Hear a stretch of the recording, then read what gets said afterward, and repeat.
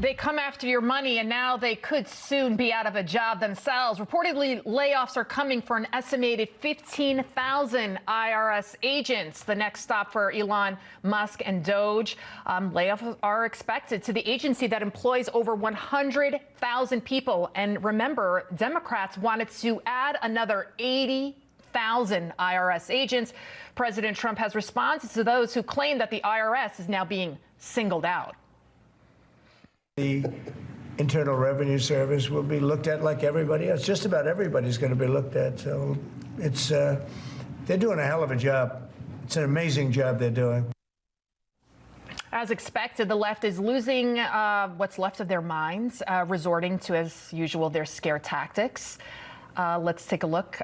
Oregon Senator Ron Wyden, who tweeted about this, he said, "And if your refund is delayed, they could very well be the reason trying to scare them." I mean, seriously. Let's bring in our guest to talk about this. For more, I'm joined by Dennis Neal, author of The Leadership Genius of Elon Musk. Also with us, Hillary Fordwich, president of Strellmark LLC Business Development Consultants. Thank you guys so much for joining us. Good to see you. Dennis, what do you think about all the hate Elon Musk is receiving and the fact that you had the Democrats that wanted to they wanted to add 80,000 more IRS agents, and now they're looking to lay off 15,000 of them. And then you've got Democrats saying, "Oh, well, if your refund is delayed, this is why." Well, now everything that goes wrong or anything that might go wrong is the fault of Elon Musk. When did Elon manage to replace his pal, President Trump, as public enemy number one for the Democrats and a lot of folks in the media? It's extraordinary.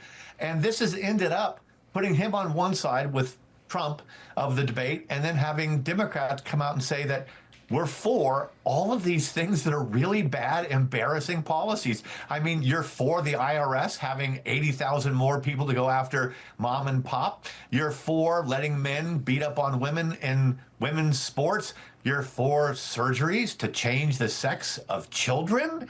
What are you thinking, Democrats? Really? And, Hillary, President Trump, he's now talking about reciprocal tariffs. Can you explain what this all means? Yes, lovely to be with you, Lydia and Dennis. A couple of things. Reciprocal tariffs.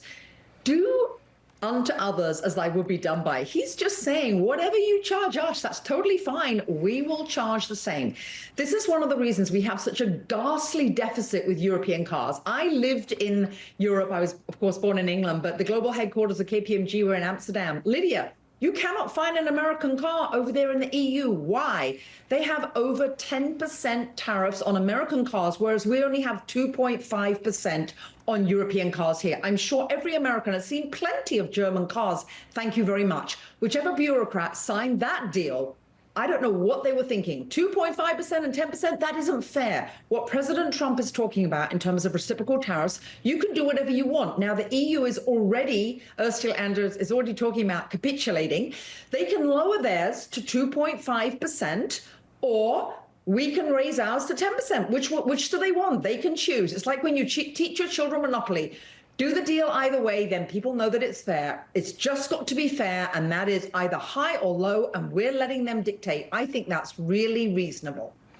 Dennis, everyone keeps talking about the price of eggs, the price of groceries. Trump said he was going to bring it all down. It's just going up. I mean, he can't control a bird flu, and it's also going to take time to undo the damage. I mean, you worked at Forbes, you headed Forbes. It's going to take time. If anyone knows, you do. It's going to take time for him to right the wrong that was committed by the previous administration.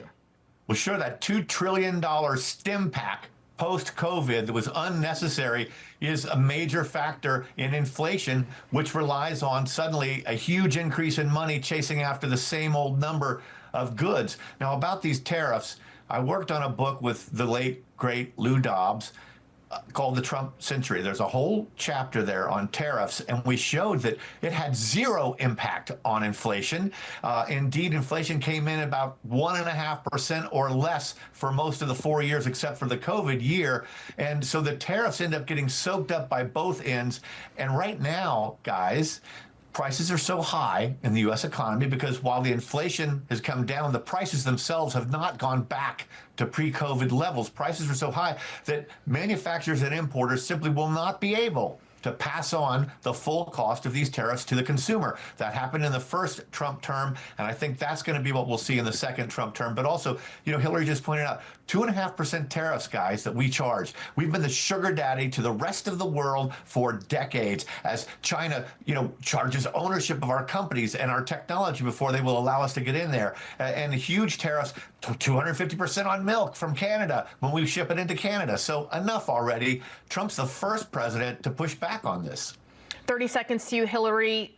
Drill, baby, drill. That's another way Trump is going to bring costs down.